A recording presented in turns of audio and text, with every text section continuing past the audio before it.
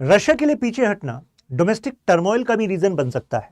इसी वजह से लास्ट जो एफर्ट्स थे कि कुछ सोल्यूशन बीच में निकल जाए, तो आपने देखा उसमें कुछ नेगोशिएशन के लिए पॉइंट्स ही नहीं निकल कर आए और यूक्रेन अपनी टेरिटरी को छोड़ना नहीं चाह रहा।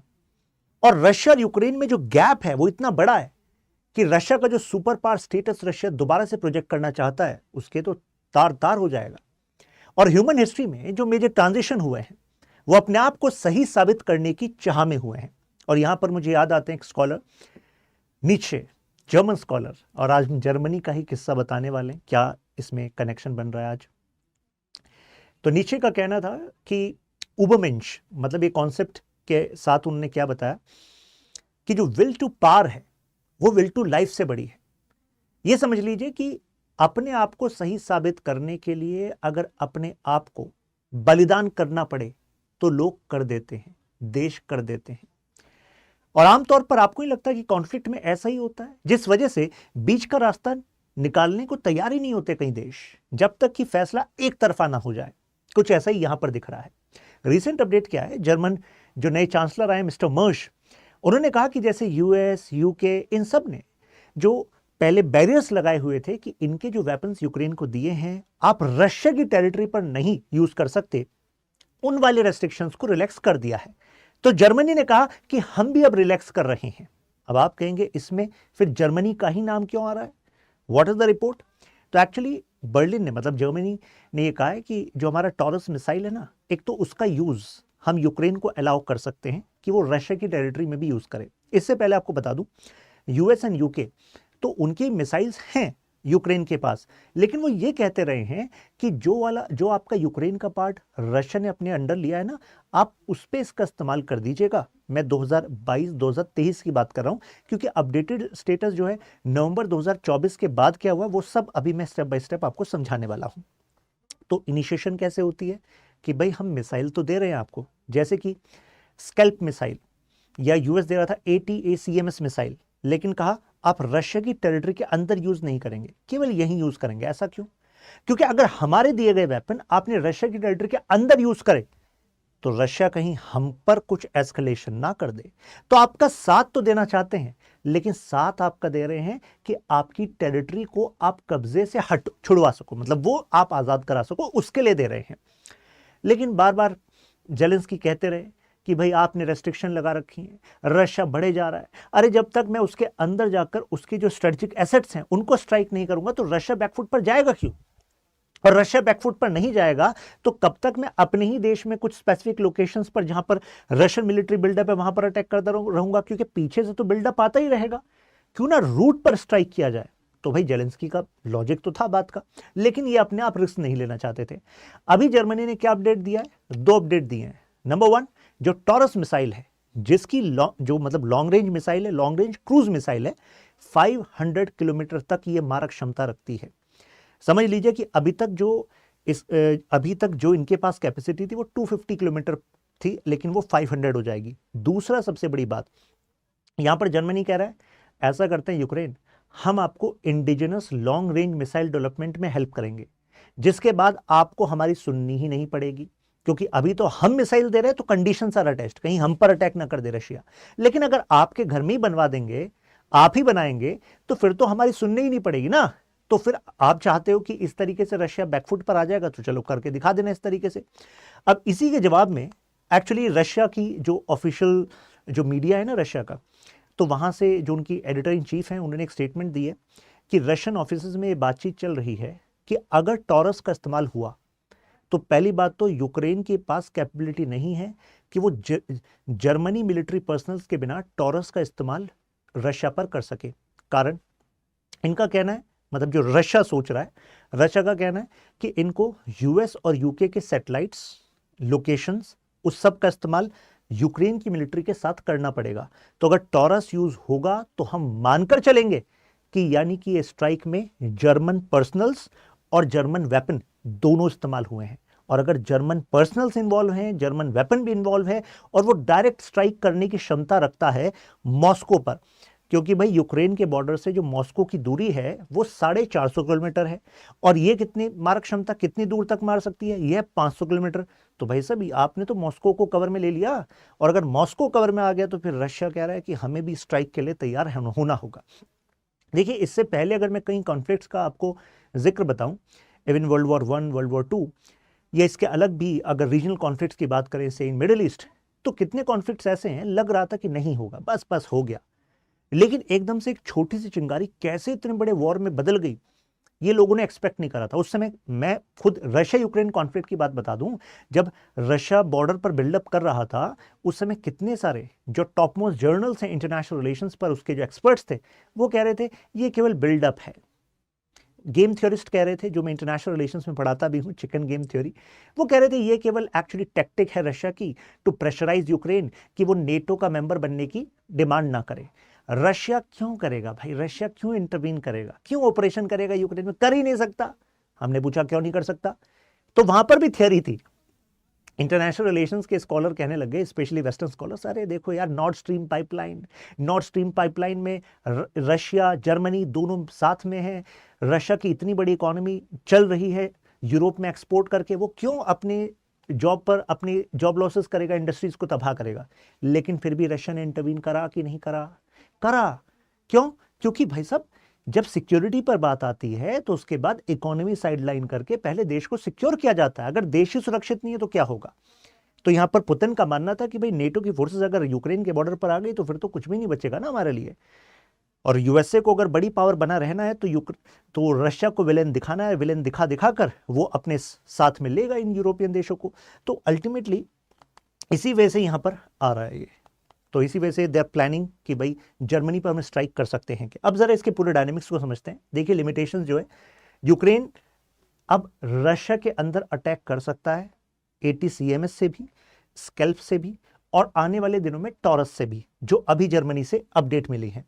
लेकिन ये चाह रहे थे कि भाई हमारा वेपन इस्तेमाल ना हो, आपकी इंडिजिनस डेवलपमेंट कराएंगे। लेकिन अब मर्ज को लग रहा है कि भाई यूक्रेन की बहुत ज़्यादा हालत ख़राब हो गई है, अब तो हमें इनिशियल हेल्प दे देनी चाहिए। अब जरा इसके बारे में देख लेते हैं।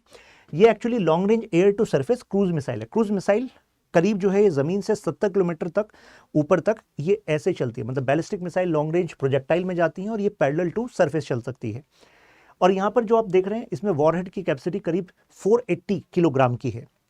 और इसमें एक और स्पेशल बात है कि अगर रशियन कुछ बंकर्स भी हैं जहां पर उन्हें स्टोर किए हुए अपने वेपन्स, तो इसमें लेयरिंग टेक्नोलॉजी है। मतलब ये देख सकते हैं कि कितने लेयर्स हैं इस पर्टिकुलर जमीन के अंदर, और इनिशियली पहले ब्रेक कर सकता है डीप कॉन्क्रीट्स को और फिर ब्लास्ट कर सकता है। दोनों चीजें सेपरेट हैं, तो सेंस कर सकता है कि उसके अंदर वॉइड है कि नहीं।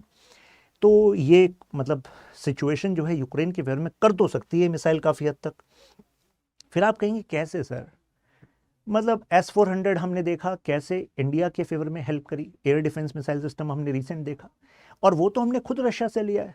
आप ये सोच रहे होंगे है कि नहीं, तो कैसे वो ये मिसाइल्स पेनिट्रेट कर जाएंगी, तो अभी हम उस पर भी आएंगे, राइट। वैसे बता दूं यहाँ पर जो इसकी GPS कई जो मिसाइल्स होती हैं, तो उन इलेक्ट्रॉनिक वॉरफेयर के थ्रू उनको मतलब उनको जो जहाँ पर वो अटैक करना चाहती है उससे डेविएट करने की भी कोशिश की जाती है, but this missile is having capability to offset that particular risk. खैर यूएसए की बात करें तो ATACMS ये जो आप देख रहे हैं, मतलब इससे भी बेटर है ये टॉरस। ये इसमें GPS है, $1 मिलियन की एक मिसाइल है, ये वाली $1.2 मिलियन की है, और करीब 1.4 टन, ये करीब 1.2 टन।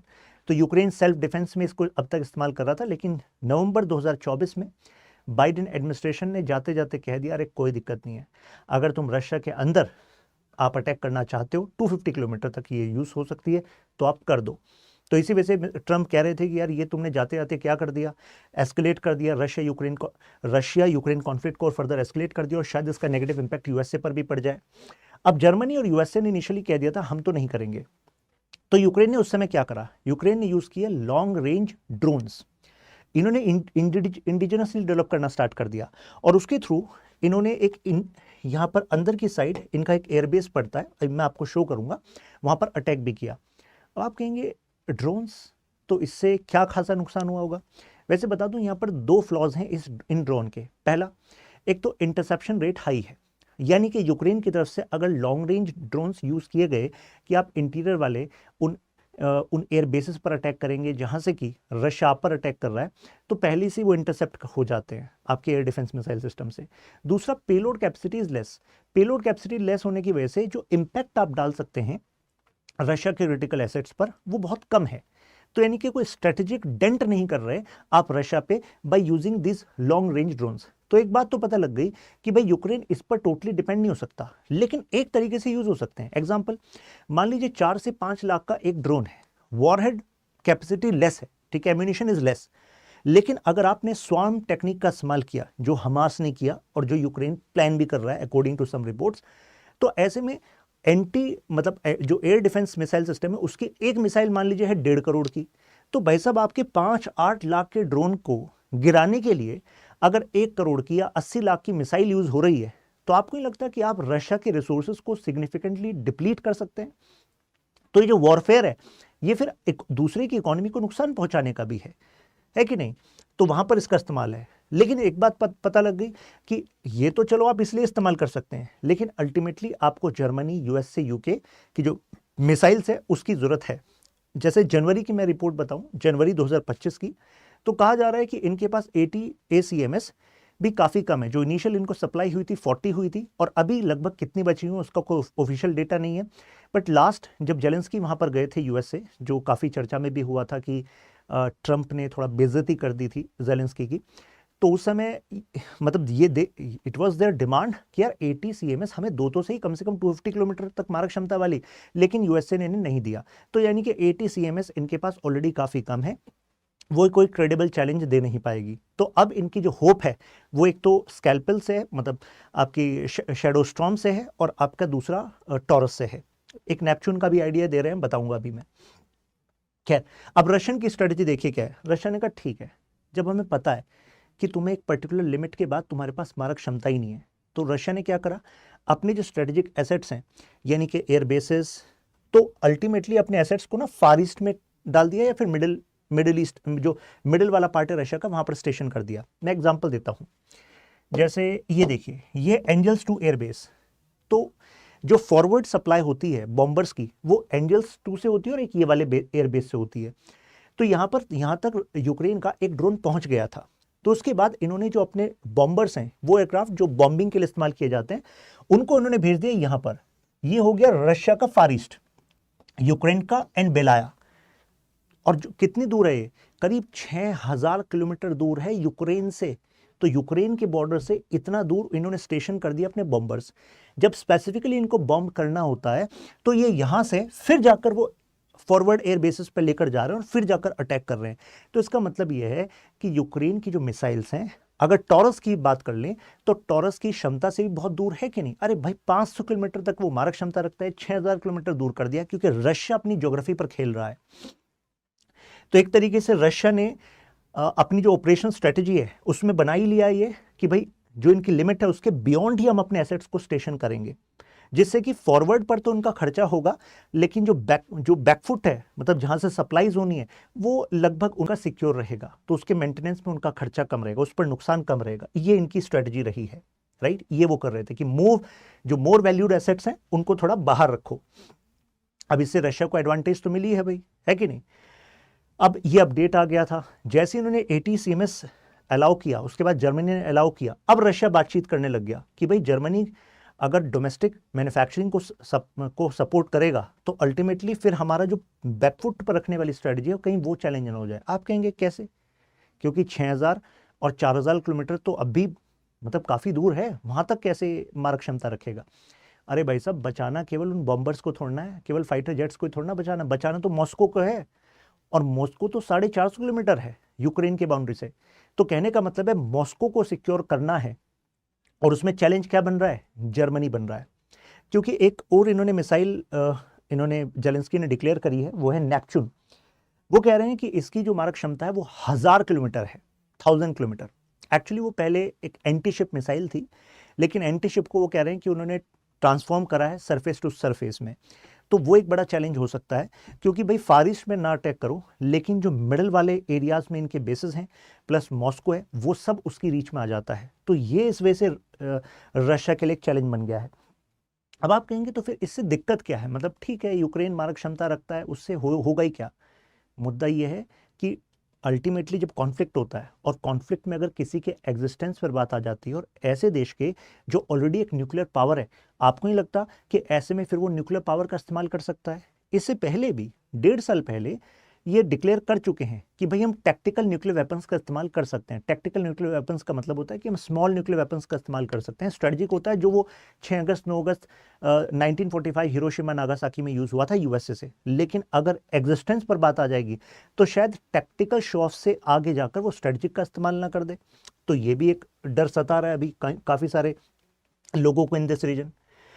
अब यूक्रेन का कहना है कि देखो हम इस वजह से ऐसा कर रहे हैं क्योंकि हम चाहते हैं पुतिन नेगोशिएशन पर आए।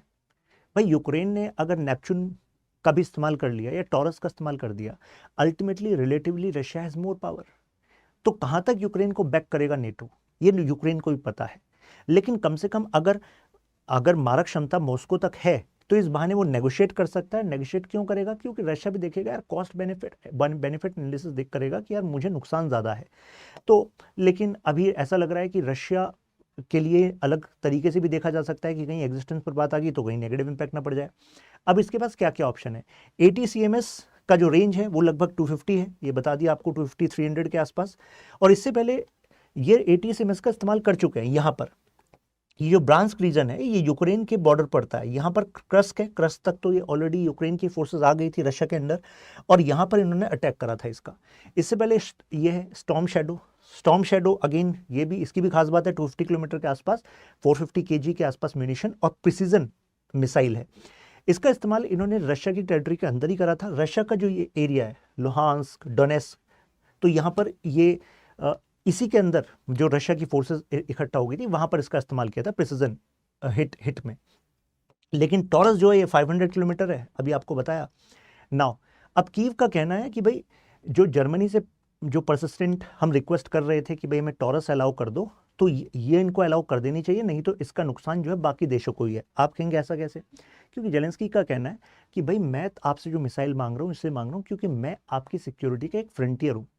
अगर रशिया ने यहाँ से मुझे पूरी तरह अंदर ले लिया और कीव तक रशिया आ गया, तो अल्टीमेटली नेक्स्ट उसका डायरेक्शन आप ही की तरफ है।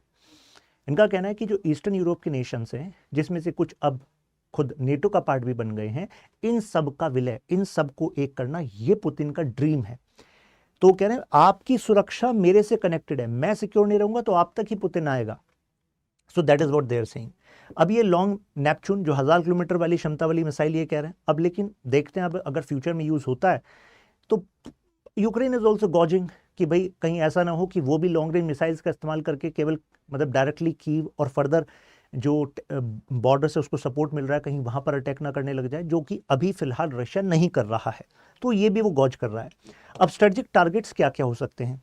एक तो हमको पता ही है मॉस्को 450 किलोमीटर प्लस, यहाँ पर ना एक M3 हाईवे होकर जाता है, ये वाला हाईवे, ये सीधा आपका जो ये वाली बाउंड्री है यूक्रेन की, इसको कनेक्ट करता है। तो अगर इस हाईवे को ब्रेक कर दिया जाए, जो कि यूक्रेन कर सकता है, तो ऐसे में जो एसेंशियल सप्लाईज हैं टुवर्ड्स रशियन फोर्सेस, उसका नुकसान हो सकता है। फिर आपका नेशनल डिफेंस मैनेजमेंट सेंटर जो मॉस्को में ही है, बेसिकली इनकी जो डिफेंस मिनिस्ट्री है रशिया की, वो यहाँ से चलती है। अभी इंटरनेशनल एयरपोर्ट्स को अटैक किया जा सकता है। एक दो इनके और बेसेस हैं, जैसे एक तो चलोस्की बेस है, ये एयरबेस यहाँ पर, ये मॉस्को से करीब 20 मील ऊपर है नॉर्थ में, और ये एंजल्स एयरफोर्स बेस है, ये फ्रंट अटैक के लिए इस्तेमाल होता है यूक्रेन पर। इस पर भी वो अटैक कर सकता है क्योंकि मेजर बॉम्बर्स जो हैं यहीं पर स्टेशन किए जाते हैं जब वो यूक्रेन की तरफ आते हैं। फिर आपका ये एक पावर प्लांट एक और इनका केमिकल प्लांट है, इस केमिकल प्लांट से ही एक्सप्लोसिव्स बनाए जाते हैं, एडेसिव्स बनाए जाते हैं, जिसका इस्तेमाल ये रशिया की मिसाइल्स में होता है। फिर आपके रेलवे जंक्शंस हैं, एसेंशियल सप्लाईज, तो अगर ये ब्रेक हो गई तो फिर जनता मांग करेगी पुतिन से कि भाई तुम सुरक्षा ही नहीं कर पा रहे हो। एयर डिफेंस सैचुरेशन, अल्टीमेटली इतने सारे चीप जो मिसाइल्स हैं, ड्रोन्स हैं, उसका इस्तेमाल कर सकता है यूक्रेन कि रशिया का जो एयर डिफेंस है वो सैचुरेट हो जाए और उसमें से कुछ ना कुछ तो पेनिट्रेट होकर इन जो डिजिटल जो आपका जो क्रिटिकल इंफ्रास्ट्रक्चर है इस पर अटैक हो जाए। तो ये उनकी स्ट्रेटजी हो सकती है। साइकोलॉजिकल एंड पॉलिटिकल इंपैक्ट हो सकता है। इसका क्या मतलब होता है, देखिए रशिया ऑथोरिटेरियनिज्म से चल पाता है, उसका रीजन है क्योंकि रशिया के लोगों को एक गारंटी मिली हुई है कि yes we are being secured. लेकिन अगर ये अटैक्स होते हैं और वो सिक्योर नहीं होता तो इट्स लाइक यार यूक्रेन ने हम पर ये अटैक कर दिए, और रशिया जो अपने आप को ग्लोबल पावर मानता है वो ग्लोबल पावर नहीं रहा, तो यानी कि हमें रेजिम चेंज करना होगा। और रेजिम चेंज से ये समझ लीजिए कि जैसे कहते हैं ना कि वो हाउस ऑफ कार्ड जो है फॉल होने में टाइम नहीं लगता, ऐसे ही रशिया के साथ हो सकता है। ये कहते हैं कि authoritarianism is necessity of Russia and for that उसमें जो रशियन गवर्नमेंट है उसका इंफॉर्मेशन को कंट्रोल करना जरूरी है। तो अभी तक तो इंफॉर्मेशन को कंट्रोल कर रहे हैं, लेकिन भाई साहब अगर मॉस्को पर अटैक हो गया, क्रेमलिन पर अटैक हो गया, तो वो थोड़ा ना लोगों से छुपा रहेगा, तो ये एक बड़ा प्रेशर बन जाएगा।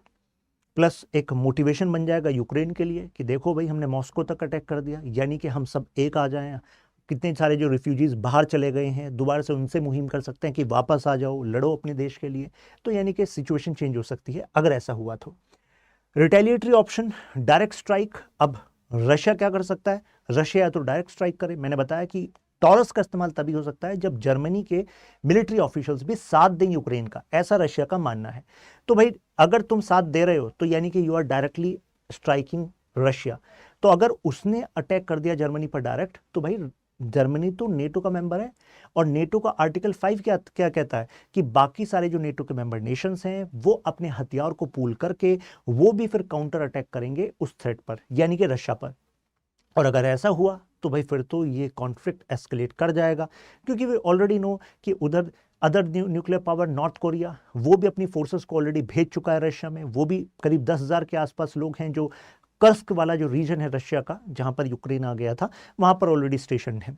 तो यानी कि ये मतलब इस पर्टिकुलर रीजन से फर्दर ग्लोबल इंपैक्ट ना कर जाए। प्लस नेटो ये भी कर सकता है हाइब्रिड वॉरफेयर, यानी कि साइबर वॉरफेयर और जो अदर मेथड्स हैं जिसमें कि बायो वेपन का इस्तेमाल भी होता है, कुछ ऐसे इस्तेमाल भी कर सकता है। प्लस रशिया ये भी देख सकता है कि यार अगर मैंने डायरेक्ट अटैक करा जर्मनी पर तो ये आर्टिकल 5 लॉन्च करेंगे और कहेंगे मैं रशिया के खिलाफ अटैक करूंगा। लेकिन अगर मैं डायरेक्ट अटैक ना करूं तो, जैसे कि रशिया वैगनर ग्रुप का इस्तेमाल कर रहा था यूक्रेन में, इसके अलावा वैगनर का इस्तेमाल वो अफ्रीका में भी कर रहा था। तो ऐसा हो सकता है कि रशिया डायरेक्ट अटैक ना करके, जैसे वैगनर की जगह अब उन्होंने अफ्रीकन कॉप्स कहना स्टार्ट कर दिया है, जिसके थ्रू वो अफ्रीका के इन छोटे छोटे देशों के रिसोर्सेस का इस्तेमाल भी करता है रशिया, प्लस पॉलिटिकली अपनी तरफ अलाइन रखता है। इसके अलावा उसके पास सपोर्ट है हिजबुल्ला का, जैसे कि अब तो हिजबुल्ला काफ़ी वीक हो गया due to Israel USA attack on Hezbollah की लीडर्स, लेकिन हिजबुल्ला को क्रिटिकल वेपन सप्लाई रशिया से होती रही है। ऐसा क्यों? क्योंकि सीरिया में जो कॉन्फ्लिक्ट था उसमें बशर असद की सरकार को ईरान भी सपोर्ट कर रहा था, रशिया भी सपोर्ट कर रहा था, हिजबुल्ला भी सपोर्ट कर रहा था। तो अगर यूरोपियन पावर को कोई परेशान कर सकता है, कोई नॉन स्टेट एक्टर, तो उसमें कौन है? हिजबुल्ला है या हूथी रिबल्स हैं। हूथी रिबल्स आपने सुना ही है, कुछ टाइम पहले उन्होंने यूके का जहाज डुबो दिया था इधर जो आपका अरेबियन सी है। तो ऐसे में हूथी रिबल्स को भी का भी इस्तेमाल कर सकता है। हूथी रिबल्स के बारे में भी ये कहा जा रहा है कि उनको कुछ जो क्रिटिकल इन्फॉर्मेशन है अबाउट वेस्टर्न शिप्स वो भी रशिया ने प्रोवाइड करी, और वेपन्स भी रशिया प्रोवाइड कर रहा है। तो कहीं ऐसा ना हो कि हिजबुल्ला और हूथी इनका इस्तेमाल करे to strike the enemies in Germany, ऐसा हो सकता है। और अगर ऐसा हुआ तो आप रशिया पर डायरेक्ट अटैक नहीं कर सकते, क्योंकि ये तो नॉन स्टेट एक्टर्स इन्होंने ऐसा किया है। और ये ऐसा क्यों करेंगे? क्योंकि भाई इनको जो पैसा हथियार चाहिए अपनी जंग को कंटिन्यू करने के लिए वो रशिया इनको प्रोवाइड कर सकता है, क्योंकि रशिया अल्टीमेटली ऑयल गैस बेचकर पैसा तो उसके पास आ ही रहा है। तो कंक्लूजन के तौर पर हम क्या कह सकते हैं? कंक्लूजन तौर पे कह सकते हैं कि भाई न्यूक्लियर वेपन अगर वो इस एस्केलेशन में यूज हुए तो वो क्रिटिकल हो सकते हैं। मैं एग्जांपल देता हूँ, 2024 में रशिया ने अपनी न्यूक्लियर डॉक्ट्रिन को चेंज किया। कैसे? पहले इनकी जो पुरानी न्यूक्लियर डॉक्ट्रिन थी उसमें एक्चुअली ये यूज कर रहे थे कि अगर न्यूक्लियर वेपन का अटैक हुआ which actually existence of the state अगर वो खतरे में आ जाए तो न्यूक्लियर वेपन का इस्तेमाल करेंगे। उन्होंने फिर डेफिनेशन चेंज कर दी। फिर उन्होंने कह दिया कि अगर रशिया के क्रिटिकल एसेट्स यानी कि सॉवरेनिटी सिक्योरिटी उसको खतरा पहुंचता है तो इसका मतलब है कि हम न्यूक्लियर अटैक कर सकते हैं। तो यानी कि अब वेरी रेजिस्टेंस की बात नहीं है, अब तो अगर उसको लगा कि हमारे लिए क्रिटिकल है तो हम अटैक कर देंगे। दूसरी चीज, रशिया का कहना है अगर कोई नॉन न्यूक्लियर वेपन स्टेट भी है जैसे कि यूक्रेन, और न्यूक्लियर वेपन स्टेट उसका साथ दे रही है और उन दोनों ने मिलकर रशिया पर अटैक किया, तो भी Russia reserve the right of using nuclear weapons. तो यानी कि न्यूक्लियर वेपन डॉक्ट्रिन को रशिया ने जो एक्सपेंड कर दिया है, इसकी वजह से मिस कैलकुलेशन मिस इंटरप्रिटेशन के चांसेस इन वॉर बढ़ जाते हैं। और अगर ऐसा बढ़ जाता है तो न्यूक्लियर वॉर अगर एस्केलेट हुआ तो भाई न्यूक्लियर वॉर सपोर्ट तो भाई दूसरी साइड्स भी है। तो ऐसे मेजर एस्केलेशन दुनिया में हो सकता है जिससे ग्लोबल इकोनॉमी पर भी नेगेटिव इंपैक्ट पड़ेगा। तो कंक्लूजन के तौर पर हम क्या कह सकते हैं, ग्लोबल इकोनॉमी में स्टेबिलिटी रहे, सिक्योरिटी रहे, उसके लिए डायलॉग इज द वे, जो कि इंडिया की फॉरेन पॉलिसी में रिफ्लेक्ट भी होता है। This is not the time of war, this is the time of dialogue, diplomacy, peace, coordination, economic progress, right. Already इन दोनों रीजन में काफी नुकसान हो चुका है। जो प्लस पॉइंट किसी को मिला है तो वेस्टर्न यूरोपियन पावर्स को मिला है, इनका पैसा तो लगा है, लेकिन यूएसए जैसे कि असेस कर चुका है रशिया की वीकनेसेस, कि भाई रशिया क्या इस्तेमाल करता है किस पर्टिकुलर सिचुएशन में। वो एक इनकी फेमस थियरी है, वो है बेट एंड ब्लीड। यूक्रेन को बेट की तरह इस्तेमाल करो और ब्लीड होने दो दोनों को, तो अल्टीमेटली तुम्हारा जो कॉम्पिटिटर था रशिया, जो यू कैन से जिसको तुम थ्रेट मानते थे, वो ऑलरेडी वीक होगा। इतने बड़े वॉर से, जब इतने टाइम से वॉर चल रहा है, तो बेनिफिट किसका होगा, यूएसए को होगा। तो ये दोनों पावर्स को समझना चाहिए